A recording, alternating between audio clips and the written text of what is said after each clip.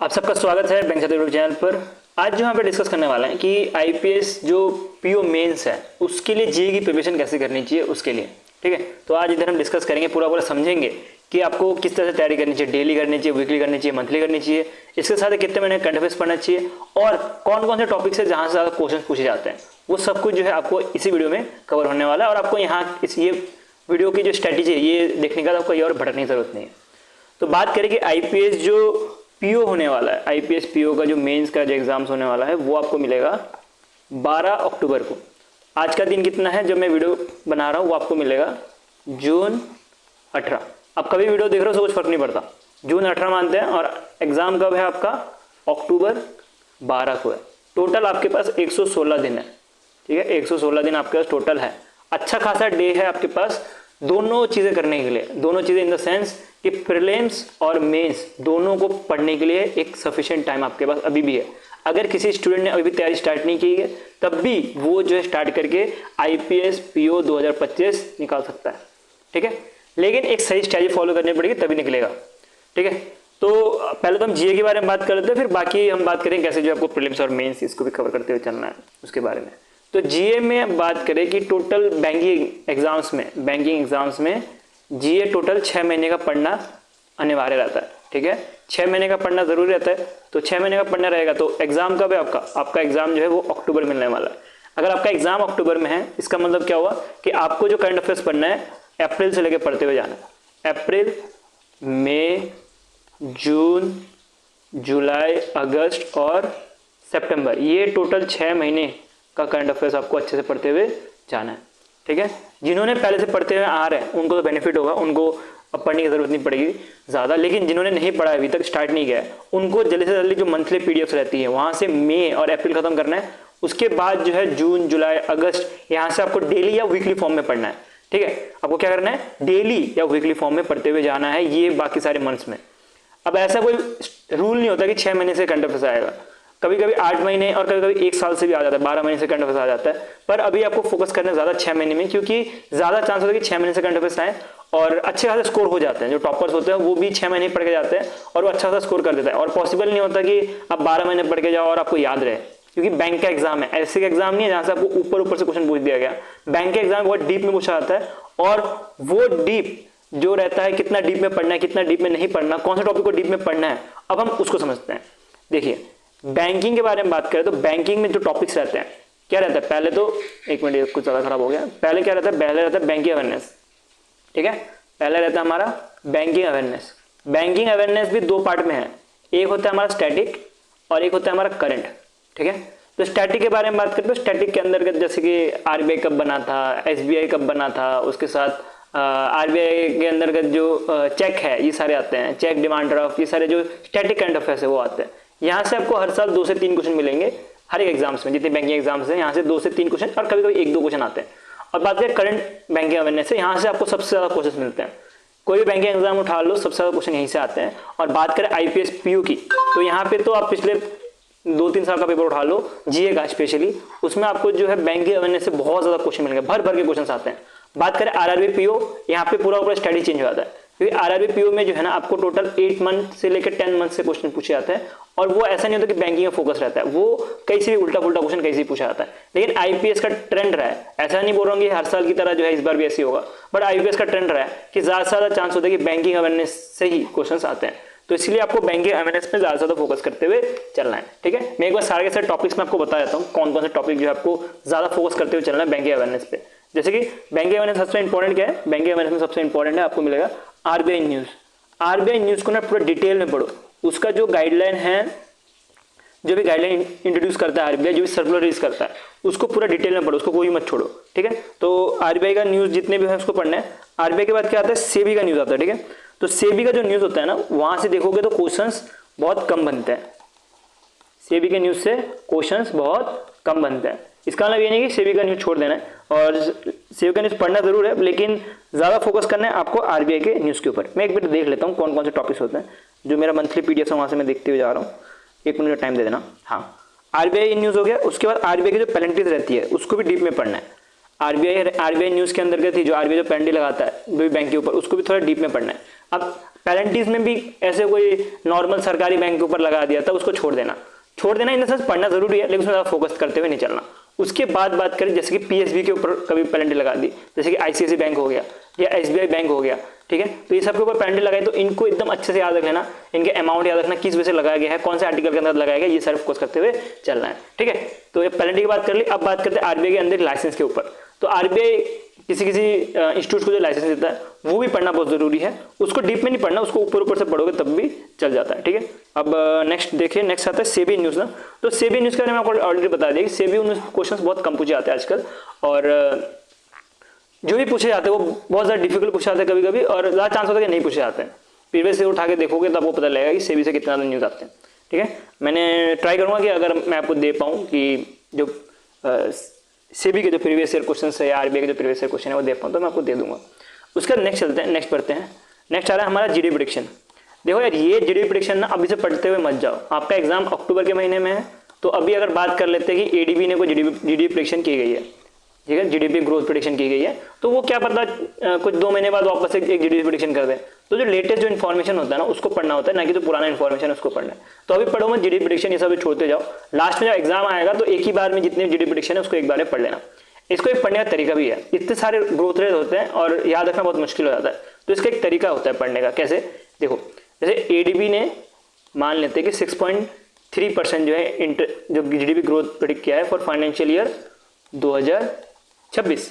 अब नेक्स्ट बात करते हैं, एसबीआई ने भी जो है 6.3% किया है।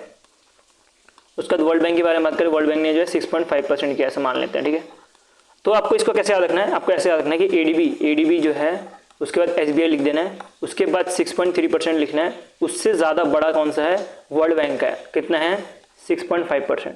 तो ऐसे करके जो है आपको याद रखते हुए चलना है, ऐसे मतलब बनाते हुए चलना है, ऐसे कि 6.3 जो है वो एडीबी एसबीआई का है, उसका 6.5 जो है वो वर्ल्ड बैंक इसका है, फिर उसका सिविल का जो है 6.8% है। ऐसे लास्ट में बनाते जाओगे तो याद रखने में हेल्प होगा। इवन आपको ये जो तरीका है, ये जीए का जो हमारा वन शॉट पीडीएफ होता है वहाँ पे अवेलेबल होता है, तो आप वहाँ से भी कर सकते हो, ठीक है। ये तो हमने बात करी जीडी प्रेडिक्शन के बारे में बैंकिंग में। और कौन से टॉपिक्स होते हैं, जैसे कि लोन हो गया, लोन आपको अच्छे से पढ़ना है, लोन को छोड़ते हुए नहीं चलना, लोन को आपको अच्छे से डीपली जो अंडरस्टैंड करना है, क्योंकि लोन का जो अमाउंट है वही पूछा जाता है, उसके साथ लोन दिया किस कारण की वजह से है वही पूछा जाता है, ठीक है, किसको दिया गया वही पूछा जाता है। तो सारे के सारे क्वेश्चन यहाँ से बन सकते हैं लोन के ऊपर, ठीक है। उसका लॉन्चेस के ऊपर पढ़े कि कौन से बैंक ने क्या लॉन्च किया है, कौन सा क्रेडिट कार्ड लॉन्च किया, ये सारे कुछ आपको पढ़ते हुए जाना है। ये तो हमने बात कर ली बैंकिंग की, क्योंकि बैंकिंग में ऐसा कुछ चीज़ नहीं है जिसको आप छोड़ सकते हो। लेकिन उसके बाद चलते हैं नेशनल के ऊपर। तो नेशनल में चीज़ें हैं जिसको आप छोड़ सकते हो। नेशनल में कौन सी चीज़ों को छोड़ सकते हो पहले उसकी हम बात करते हैं। नेशनल के बारे में बात करें तो नेशनल में जो है स्टेट का जो न्यूज़ होता है वहाँ से बहुत कम क्वेश्चन पूछे जाते हैं, मुश्किल से एक क्वेश्चन पूछे जाते हैं, और वो ज़्यादा डीप में पढ़ने की जरूरत नहीं। स्टेट का जो न्यूज़ होता है उसको डीप में पढ़ने की जरूरत नहीं। उसके बाद बात करें कि जो मिनिस्ट्री जो लॉन्चेस करते हैं उसको पढ़ना जरूरी है। मिनिस्ट्री का लॉन्चेस, इनॉग्रेशन, उसको पढ़ना बहुत जरूरी है, उसको कवर करते हुए चलना, ठीक है। उसके बाद और क्या रहता है, उसके बाद जो सेलिब्रेशंस रहता है उसको पढ़ना जरूरी है। फेस्टिवल्स हो गया, ठीक है, फेस्टिवल्स हो गए, सेलिब्रेट कर रहे हैं, जैसे कि महात्मा गांधी का कुछ अभी जितने भी एनिवर्सरी है, डेथ एनिवर्सरी, बर्थ एनिवर्सरी, ये सारे जो पूछे जाते हैं वो सारा पढ़ना बहुत जरूरी है, ठीक है। और ज़्यादा डीप में नहीं, सारे ऊपर पढ़ना। जो मिनिस्ट्री का लॉन्चेस है ना उसको ज़्यादा डीप में पढ़ना, उसका जो अप्रूवल्स हैं उसको जो है थोड़ा ज़्यादा डीप में पढ़ते हुए चलना है। उसके बाद नेक्स्ट चलते हैं, नेक्स्ट आ रहा है हमारा इंटरनेशनल न्यूज़। जो इंटरनेशनल न्यूज़ होता है ना वहाँ पर आपको ज़्यादा फोकस करना नहीं है। क्यों मैं बोल रहा हूँ ये, क्योंकि यहाँ पे जो है ना आपको सिंपली क्वेश्चन पूछा जाता है कि ये समिट जो हो रहा है इसको कहाँ पे इनॉग्रेट किया गया है, कौन जो है इसको होस्ट कर रहा है। तो सिंपल क्वेश्चन पूछा जाता है, तो आपको यहाँ से भी ऊपर से पढ़ते हुए चलना है, ठीक है। जितना मैं प्रोवाइड कर रहा हूँ पीडीएफ आप वहाँ से पढ़ सकते हो, मैं तो आपको उतने प्रोवाइड करता हूँ जितना एग्जाम में आने वाला होता है। और हमारा ट्रैक रिकॉर्ड है कि हमारे एग्जाम में 30+ क्वेश्चन लेके आ जाते हैं, 30-35+ क्वेश्चन आ जाते हैं हमारे पीडीएफ से ही। तो जहाँ से पढ़ रहे हो आपको थोड़े टाइम बाद एक्सपीरियंस हो जाएगा। आप जब थोड़े टाइम बाद पढ़ते रहोगे तो आपका एक्सपीरियंस हो जाएगा कहाँ से क्वेश्चन पूछा था, कहाँ से नहीं पूछा था। अब इंटरनेशनल के बारे में बात कर ली। अब नेक्स्ट जो है और कौन सा रहता है टॉपिक हमारे पास, और है अपने पास गवर्नमेंट स्कीम। गवर्नमेंट स्कीम जो है ना आपको पूरा का पूरा डीपली पढ़ना है। ऐसा नहीं गवर्नमेंट स्कीम आपने आधा अधूरा पढ़ के चले गए। गवर्नमेंट स्कीम का एक एक पॉइंट जो है इंपॉर्टेंट होता है, तो हर एक चीज़ आपको गवर्नमेंट स्कीम का पढ़ते हुए चलना है, ठीक है। उसके बाद नेक्स्ट और कौन सा है, एमयू ऑन कोलैब। एमयू के बारे में बात करते हैं। एमयूज जितने भी रहते हैं, बहुत सारे एमयूज रहते हैं, और बहुत सारे एमयूज में भी आपको मिलेंगे बैंकिंग के एमयूज अलग रहेंगे, ठीक है। उसके बाद जो सेंट्रल गवर्नमेंट के एमयूज रहते हैं, ये स्टेट गवर्नमेंट के एमयूज रहते हैं, ये सारे अलग अलग रहते हैं। टॉप प्रायोरिटी देनी है बैंकिंग के जो एमयूज रहते हैं वहाँ हुए, कि वहाँ से कुछ पूछने का चांस होता है। उसके बाद आते हैं इंटरनेशनल के एमयूज, तो वो सब आप छोड़ सकते हो, इंटरनेशनल एमयूज इतने इंपॉर्टेंट होते नहीं है, छोड़ सकते हो इन द सेंस में आपको ये नहीं बोला कि छोड़ दो, पूरा पूरा करना जरूरी है, बट उसमें उससे ज़्यादा आपको फोकस करना जो बैंकिंग के जो एमयूज है या सेंट्रल गवर्नमेंट के एमयूज है यहाँ पे। सेम चीज स्टेट गवर्नमेंट के एमयूज में भी जो है आप इसको छोड़ सकते हो, ठीक है। नेक्स्ट चलते हैं, नेक्स्ट बढ़ते हैं। नेक्स्ट क्या है अपने पास, नेक्स्ट जो आपको मिलेगा अपॉइंटमेंट, ठीक है।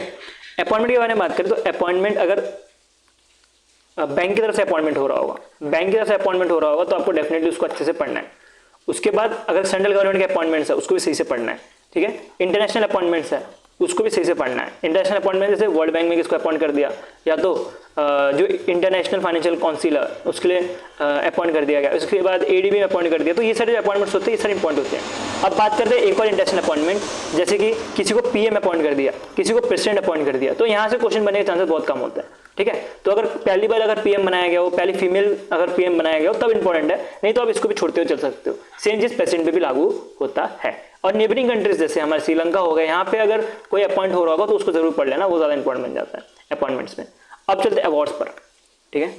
हाँ एक चीज मैं बताने भूल गया, अगर अपॉइंटमेंट के बारे में बात करें तो आपको सिर्फ ये नहीं पढ़ना कि पर्सन जो है, जो पर्सन है उसको किस पोस्ट पे अपॉइंट किया गया, इसका आपको ये भी पढ़ना है उसको प्रीवियसली कहाँ काम किया गया, क्योंकि पिछले कुछ 2 से 3 साल का ट्रेंड देखे वो क्वेश्चन ऐसे पूछा जा रहा है कि पिछली बार पर्सन ए जो था वो कहाँ पे काम कर रहा था। पर्सन ए जो है वो अपॉइंट हुआ है, मान लेते हैं डिप्यूटी गवर्नर ऑफ आरबीआई, लेकिन पर्सन ए जो है इससे पहले कहाँ काम कर रहा था वो पूछा जाता है। क्या पता पर्सन ए जो है एसबीआई में काम कर रहा है एज अ डिप्यूटी मैनेजर के तौर पे, या जो सीएमडी के तौर पे, कुछ भी हो सकता है। तो ऐसे क्वेश्चन जो है अभी पूछे जा रहे हैं, तो इसको भी आपको ध्यान दे चलना है कि प्रीवियसली वो कहाँ पे अपॉइंट हुए थे, जो भी पर्सन अपॉइंट हुए हैं। नेक्स्ट चलता है, नेक्स्ट अवार्ड के ऊपर बढ़ता है, ठीक है। नेक्स्ट अवार्ड के ऊपर है, तो अवार्ड में क्या क्या पूछा जाता है कि अवार्ड किसको दिया गया है, कौन से ऑर्गेनाइजेशन ने दिया गया है, ठीक है। उसके साथ पूछा जाता है कि ये अवार्ड जैसे मान लेते हैं ज्ञानपीठ अवार्ड मानते हैं, ठीक है। तो ज्ञानपीठ अवार्ड के बारे में बात करें तो ज्ञानपीठ अवार्ड जो है लिटरेचर के लिए दिया जाता है, इंग्लिश और हिंदी लिटरेचर के लिए। तो आपको पूछा जाता है कि ज्ञानपीठ अवार्ड जो है इस पर्सन को दिया गया है, ज्ञानपीठ अवार्ड दिया किसके लिए जाता है, ये क्वेश्चन पूछा जाता है। तो आपको पता हो हिंदी और इंग्लिश के लिए दिया जाता है, और कब ज्ञानपीठ जो है पहली बार देना चालू किया था, ये सब चीजें पढ़ना है। ऐसा नहीं कि सारे के सारे जो अवार्ड है उसके अबाउट पढ़ते जाना है, जैसे ज्ञानपीठ हो गया, जो इंपॉर्टेंट जो अवार्ड्स रहता है उसके ही पढ़ते हुए चलना है, ठीक है। ठीक है, ये चीज आ गया वो समझ आपको। उसके साथ ही जो दूसरे अवार्ड भी देख सकते हो, जैसे कि बुकर प्राइज हो गया, बुकर प्राइज, ये सारे की चीजें जो है आपको पढ़ते हुए चलना है। इसके बाद एक और चीज ध्यान देना कि जो प्राइज मनी होता है ना, कि जब अवार्ड दिया जाता है उसके साथ प्राइज मनी भी दी जाती है कैश के फॉर्म में, तो वो भी याद रखते हुए चलना, उसके वैल्यू भी याद रखते हुए चलना आपको। नेक्स्ट चलता है, नेक्स्ट बढ़ते हैं। नेक्स्ट आपका क्या मिलेगा पे, index and ranking. Index and ranking के बारे में बात करें तो इसमें 2 कैटेगरी आती है। इंडेक्स एंड रैंकिंग में 2 कैटेगरी आती है, एक तो आता है इंडेक्स और दूसरा आता है रिपोर्ट, ठीक है। इंडेक्स एंड रैंकिंग में 2 चीजें आती है। रिपोर्ट के बारे में बात करें तो रिपोर्ट बहुत बड़े बड़े होते हैं और यहाँ से आपको सिर्फ एक ही क्वेश्चन मिलता है, तो बेटर ये है कि रिपोर्ट अगर पढ़ पाते हो तो ठीक है, अगर नहीं पढ़ पाते हो तो छोड़ भी सकते हो, ऐसा कोई इशू नहीं होता। उसके बाद बात करते हैं इंडेक्स की। इंडेक्स के बारे में बात करें तो इंडेक्स जो है आपको जो इंडिया की रैंक है वो डेफिनेटली पढ़ते हुए चलना है। इंडिया की रैंक कोई भी ऑर्गेनाइजेशन हो उसका कितना भी रैंक हो उसको अच्छे से पढ़ते हुए चलना है। उसके बाद किसने टॉप किया वो पढ़ना है और किसने बॉटम जो है उसको पढ़ना है। टॉप 3 तो जरूर पढ़ लेना है और बॉटम 3 अगर पढ़ सकते हो तो उसको भी पढ़ते हुए चलना है। तो ये इंपॉर्टेंट चीज रहती है इंडेक्स में। बाकी इंडेक्स से आपको कुछ ऐसा पूछा नहीं जाता, ठीक है। मैं आप वापस रिपीट कर रहा हूँ, प्रीवियस से उठाओ तभी पढ़ो, मेरे पे भरोसा मत करो, किसी टीचर पे भरोसा मत करो। प्रीवियस से उठाओगे तभी आपको समझ आएगा क्या पढ़ना चाहिए क्या नहीं। अंधाधुनी जो है तीर मत मारो, क्या जो भी आप पढ़ रहे हो उसको। अब बात करते हैं मीटिंग। मीटिंग के अंतर्गत जो है आपका समिट आता है, विजिट आता है, ये सारी चीजें आती है। और विजिट, समिट और मीटिंग, ये 3 चीजें आती है। मेरे जो पीडीएफ है वहाँ पे एक ही आपको मिलेगा मीटिंग करके, क्योंकि विजिट हम नेक्स्ट में डाल देते हैं। अगर बात करें विजिट की तो विजिट जो है वो बहुत कम क्वेश्चन पूछे जाते हैं या ना के बराबर पूछे जाते हैं, और इंपॉर्टेंट जो रहता है वही पूछे जाते हैं, तो यहाँ पे आपको कम फोकस करते हुए चलना है। उसके बाद बात करें समिट की। समिट अगर इंपॉर्टेंट समिट जैसे ब्रिक्स का समिट हो रहा है, G20 का समिट हो रहा है, तो ये सारे समिट जो है बहुत ज्यादा इंपॉर्टेंट होता है, इसको फोकस करते हुए चलना है। कौन जो चेयर कर रहा है इसको फोकस करते चलना है, और उन्होंने क्या क्या इनिशिएटिव लिया गया उसको फोकस करते चलना है। मीटिंग के बारे में बात करें तो कहाँ पे एक मीटिंग हो रही है, कौन जो है मीटिंग चेयर कर रहा है, ये सारी चीजें नॉर्मल जो समिट के मैंने आपको बताया वैसे कुछ मीटिंग में भी रहता है, तो इसको भी फॉलो करते हुए चलना है अच्छे से, ठीक है। विजिट्स जो है वो आपको छोड़ सकते हो कि कौन जो है कहाँ पे विजिट कर रहा है। नेक्स्ट चलते हैं साइंस एंड टेक के ऊपर बढ़ते हैं। तो साइंस एंड टेक के ऊपर बढ़े तो साइंस एंड टेक में आपको लॉन्चेस मिलने वाले हैं कि कौन से किसी ने क्या लॉन्च किया, जैसे कि इंडिया ने मान लेते चंद्रयान 3 लॉन्च किया है, तो चंद्रयान 3 के बारे में लॉन्च किया जाएगा कि कौन से जो है रॉकेट यूज़ किया गया था, ये सब पूछा जा सकता है। चंद्रयान 3 ने क्या क्या काम किया, वो सारी चीज़ें पूछा जा सकता है। ज़्यादा फोकस करना जो इंडिया के लॉन्चेस है वहाँ पे, उसके बाद जो नासा के लॉन्चेस है उस पर फोकस करना, ठीक है, नासा के लॉन्चेस को फोकस करना, उसका चाइना के लॉन्चेस ये सब जो रहते हैं उसके बाद वो बाकी सारी चीज़ें फोकस करते हुए चलना। अगर फर्स्ट एवर होगा तो ज़्यादा फोकस करना उसके ऊपर, ठीक है। और साइंस एंड टेक ईजी रहता है और यहाँ से भी आपको 1 से 2 क्वेश्चन हर एक एग्जाम में मिल जाते हैं, ठीक है। डिफेंस के बारे में बात करें तो डिफेंस में आपको डिफरेंट चीज़ें मिल जाती है, जैसे डिफेंस के लॉन्चेस मिल गए, ठीक है, डिफेंस के एक्सरसाइज मिल गए, सबसे इंपॉर्टेंट डिफेंस के एक्सरसाइज, सबसे इंपॉर्टेंट डिफेंस के एक्सरसाइज, इसको पढ़ लेना अच्छे से। डिफेंस से भी आपको 1 क्वेश्चन या 2 क्वेश्चन के आसपास मिल जाता है हर एक एग्जाम में, तो डिफेंस के एक्सरसाइज जो अच्छे से पढ़ लेना। और बात करें उसके बाद ट्रायल, क्या उन्होंने ट्रायल किया उसको पढ़ लेना। और बाकी कॉन्ट्रैक्ट डिलीवरी ये सारी चीज़ें भी आपको मिल जाती है हमारे पीडीएफ में। और जो भी डिलीवरी करते हैं कॉन्ट्रैक्ट एक दूसरे के बीच में की जाती है, जितने भी पीएसयूज हैं उनके बीच में या अदर्स वाले जो भी है वो सबको अच्छे से पढ़ लेना डिफेंस में भी, ठीक है। यहाँ पे भी आपको छोड़ने लायक कुछ है तो होता नहीं है वैसे। स्पोर्ट्स में बात करते हैं, स्पोर्ट्स में टूर्नामेंट जितने भी टूर्नामेंट्स हैं वो पढ़ लेना, कौन जो है रिटायर हुए हैं वो पढ़ लेना। रिटायरमेंट्स अगर इंडिया की तरफ से हो रहे होंगे तो इंपॉर्टेंट, जैसे विराट कोहली रिटायर हो गए, उसके साथ रोहित शर्मा भी टेस्ट क्रिकेट से रिटायर हो गए हैं, वो सारी चीज़ अच्छे से पढ़ लेना। आईपीएल इस बार चल रहा था तो आईपीएल के बारे में अच्छे से पढ़ लेना।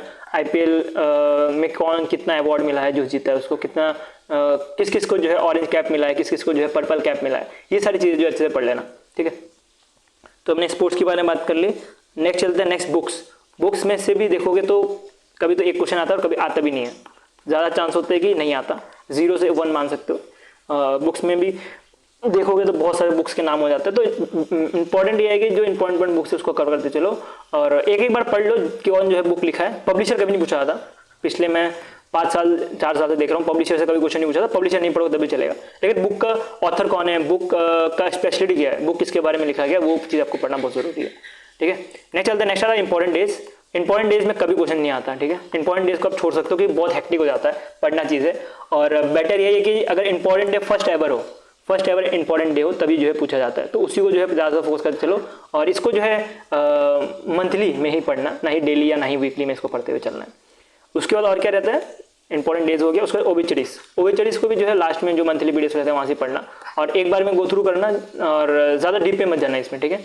कौन कौन जो है एक्सपायर हुआ है वो चीज़ जो है आपको याद करते हुए चलना है इसमें। ओबिचरीज के बारे में बात कर ली, बाकी चीज़ें होगी खत्म, ठीक है। यही सारी चीज़ें रहती है जहाँ पे आपसे क्वेश्चन पूछा जाता है। और सबसे ज़्यादा क्वेश्चन के बारे में बात करें तो नेशनल और बैंकिंग मिला के आपको 15+ क्वेश्चन पूछा जाता है। नेशनल एंड बैंकिंग में आपको 15+ क्वेश्चन पूछा जाता है हर एक एग्जाम में। आरआरबी पीओ के बारे में बात नहीं कर रहा, आरआरबी पीओ का गेम ही अलग है। आरआरबी पीओ इज लाइक जुआ की तरह, ठीक है, क्योंकि कभी क्या होता है कि अपॉइंटमेंट ज़्यादा क्वेश्चन पूछे जाते हैं, कभी जो है अवार्ड से ज़्यादा क्वेश्चन पूछे जाते हैं, ठीक है, ऐसा कुछ रहता है। लेकिन बात करें कि आईबीपीएस की, तो आईबीपीएस जो है पिछले 3 साल से मैं देख रहा हूँ कि बैंकिंग से ज़्यादा क्वेश्चन पूछा जाता है। बैंकिंग में ही ज़्यादा फोकस करते हुए चलो, क्योंकि बैंक का एग्जाम है, इसके लिए मैं बोल रहा हूँ कि बैंकिंग ज़्यादा फोकस करते चलो। डीप में यहाँ से पढ़ना है आपको, ऊपर से नेशनल में पढ़ना है, ये 2 जगह पे डीप में पढ़ना है, बाकी जगह पे जो है आपको इतना डीप में पढ़ते हुए नहीं चलना है, ठीक है। और ज़्यादा से ज़्यादा क्या करो, ज़्यादा से ज़्यादा एमसीक्यूज लगाओ, क्विजेस लगाओ, तभी जो है चीज़ें हो पाएंगी। अब हम नेक्स्ट टॉपिक में बढ़ते हैं, जो कि हमें कैसे तैयारी करनी चाहिए, डेली करनी चाहिए, वीकली करनी चाहिए या मंथली करनी चाहिए, ठीक है। तो यहाँ पे भी 2 तरह के कैटेगरी स्टूडेंट्स होंगे, जो अभी नए निकले होंगे कॉलेज से और जिसको फ्रेशर बोलते हैं हम, और दूसरे लेते हैं जो पहले से एक्सपीरियंस है, जिन्होंने पिछले साल तैयारी की होगी या तो जिनको थोड़ा बहुत चीज़ें पता होगी। तो जो फ्रेशर हैं तो उनको जो है डेली तैयारी करनी चाहिए, और ये डिपेंड भी करता है आपके ऊपर। कोई स्टूडेंट ऐसा होगा, कोई फ्रेशर ऐसा भी होगा जिनको पता होगा कि मेरा मगअप बहुत ज़्यादा अच्छा है, मैं मगअप बहुत जल्दी कर सकता हूँ, और वो स्कूल टाइम में या कॉलेज टाइम में जो भी सिलेबस रहता है बहुत अच्छे से मगअप कर लेते थे, तो वो मंथली भी जा सकते हैं। ऐसा कुछ नहीं होता कि डेली पढ़ना है, मंथली भी जा सकता है। पर मैं डेली पढ़ने के लिए बोल रहा हूँ, इसका कारण है डेली में जो है आपको वीडियोस देखने पड़ेंगे, ठीक है। अगर फ्रेशर हो तो डेली में वीडियो देखने पड़ेंगे। जब वीडियो देखोगे तो आपको बेसिक टर्म पता लगेगी, जैसे कि रेपो रेट क्या होता है, ठीक है, जैसे कि CRR क्या रहता है, जो भी रेट्स हैं या डिफरेंट जो बैंकिंग टर्म्स है वो समझ आएंगी। इसके साथ ही अगर कोई गवर्नमेंट इंस्टीट्यूट है, उसने अगर कोई स्कीम लॉन्च की गई है तो इस स्कीम के बारे में आपको अच्छे डिटेल पता लगेगा। और थोड़ा 2-3 महीने पढ़ने के बाद आप डेली से जो है सीधे वीकली में शिफ्ट हो सकते हो, कि 2-3 महीने में आप सीख जाओगे चीज़ें। कोई भी टीचर से पढ़ो तो 2-3 महीने में सीख जाओगे, उसके बाद आप वीकली में सीधे से शिफ्ट कर सकते हो। तो वीकली किसको पढ़ना चाहिए, वीकली जो फ्रेशर है उसको तो पढ़ना ही है, उसके साथ जो एक्सपीरियंस वाला पर्सन है जो ऑलरेडी पढ़ते हुए आ रहा है उसको भी पढ़ना चाहिए वीकली। वीकली बेटर क्यों रहता है? क्योंकि आपके पास लोड कम हो जाता है, सीधे सीधे मंथली पढ़ने जाते हैं तो फिर लोड ज़्यादा हो जाता है। बहुत सारे स्टूडेंट्स ऐसे भी जो सीधे मंथली पढ़ते हैं, ठीक है, अब उनको शूट होता है तो ठीक है, अब जो है सीधे मंथली पढ़ो। लेकिन अगर बात करें जो ज़्यादा मतलब मगअप नहीं कर पाते हैं और थोड़ा ज़्यादा लोड भी नहीं चाहिए, तो उनको जो है वीकली करना चाहिए। वीकली करते हुए चलोगे तो अच्छा रहेगा, और बाद में जो है मंथली उठाओ और मंथली को एक बार में गो थ्रू करो। ज़्यादा टाइम नहीं लगेगा गो थ्रू करने में, 1 से 2 दिन लगेगा अगर आपने वीकली पढ़ के रखा है तो। अगर आपने मंथली सीधे सीधे टच करोगे तो 5 से 7 दिन लग सकता है, ठीक है। तो ये थोड़ा हेक्टिक हो जाता है लास्ट में पढ़ना, और जब एक्सपीरियंस हो जाओगे थोड़ा, जब पढ़ के आपकी आदत हो जाएगी तो आपको ज़्यादा टाइम नहीं लगेगा, कुछ 3 से 4 दिन में भी जो है आप पूरा पूरा मंथली उड़ा दोगे, ठीक है। तो ऐसा रहता है पूरा का पूरा सीन डेली, वीकली और मंथली का। कोशिश करना है कि वीकली ज़्यादा से ज़्यादा पढ़ने की, जो भी स्टूडेंट्स हैं सबका लिए यही सजेशन रहेगा मेरी तरफ से, ठीक है। मेरे बारे में बात करें तो मैं हीरकनाथ हूँ, जो कि आपको करंट अफेयर्स जो है माइंड मैपिंग फॉर्म में देता है, ठीक है। तो अगर आपको माइंड मैपिंग फॉर्म में करंट अफेयर्स पढ़ने में मज़ा आता हो, या तो जो नॉर्मल जो पैराग्राफ रहता है वहाँ से डिफिकल्टी होती है, तो मेरा आप यूट्यूब चैनल चेक कर सकते हो या टेलीग्राम चैनल चेक कर सकते हो, जो कि आपको t.me@bankingsathi.com बैंकिंग साथी मिलने वाली है, ठीक है। bankingsathi.com नहीं है, बैंकिंग साथी मिलने वाली है। उसका हमारा वेबसाइट भी है www.mappingaffairs.com। यहाँ पे भी आपको जो भी PDFs हैं वो अवेलेबल हो जाएंगे, वहाँ पे भी आप देख सकते हो। ग्रुप में ज्वाइन कर लेना, वहाँ पे आपको कुछ डाउट रहेगा तो पूछ भी लेना, और PDFs ग्रुप में पहले आते हैं, उसके बाद जो है वेबसाइट में आते हैं, ठीक है। तो मैं होप करता हूँ जो मैंने आपको समझा, आपको समझ आ गया होगा, और कुछ रह गया होगा तो कमेंट सेक्शन में पूछ लेना। अगर कुछ समझ नहीं आ रहा होगा, या तो ग्रुप में जो है चले जाना, वहाँ पे आपको DM मिल जाएगा, मेरा DM आप में करके जो भी आपका डाउट है वो आप पूछ सकते हो, IPS PO या तो बैंक का कोई भी एग्जाम है उसके लिए, ठीक है। और वीडियो एंड करने से पहले मैं एक चीज़ बताना चाहूँगा कि प्रीलिम्स और मेंस को साथ में लेकर चलो। 116 दिन है, 116 डेज में जो है आपको प्रीलिम्स और मेंस को साथ में लेकर चलना है, तभी जो है आपका एक बार में एग्जाम क्लियर होगा। इसके साथ डिस्क्रिप्टिव भी है, ठीक है, उसको पढ़ते हुए चलना। और अभी 2-2 मॉक लगाते हुए चलो, जो PO का एग्जाम है उसके लिए एक, और जो क्लर्क का एग्जाम है उसके लिए एक, 2-2 मॉक्स हर रोज लगाते चलो। और उसके बाद जो है PO का मॉक ज़्यादा बढ़ा देना जब एग्जाम सामने आ रहा होगा। तो 116 दिन सफिशिएंट टाइम है, 116 में आप अच्छा खासा जो है स्कोर कर सकते हो, ठीक है। GA के बारे में बात करें, ओवरऑल के बारे में बात करें, अच्छा स्कोर कर सकते हो। प्रीलिम्स में तो 60 दिन बाकी है, बाकी जो है स्ट्रेटेजी इसके ऊपर मैंने ऑलरेडी बनाई हुई है, आप वो वीडियो देख सकते हो। उसमें मैंने आपको ऑलरेडी बताया कि कैसे जो है पूरा तैयारी करनी है IBPS PO या तो IPS क्लर्क का, क्योंकि दोनों का दोनों एग्जाम जो है सामने, हमने इसके बारे में बात की गई है, ठीक है। इससे पहले एक ऑलरेडी वीडियो अपलोड है, वो भी आप चेक कर सकते हो। वीडियो अभी नहीं रखते हैं, वीडियो अच्छा तो लाइक कर देना। ऐसी कंटेंट देखते रहने के लिए, माइंड मैपिंग वाला कंटेंट देखते रहने के लिए सब्सक्राइब चैनल, और वीडियो अभी नहीं रखते हैं। Thank you watching for this video.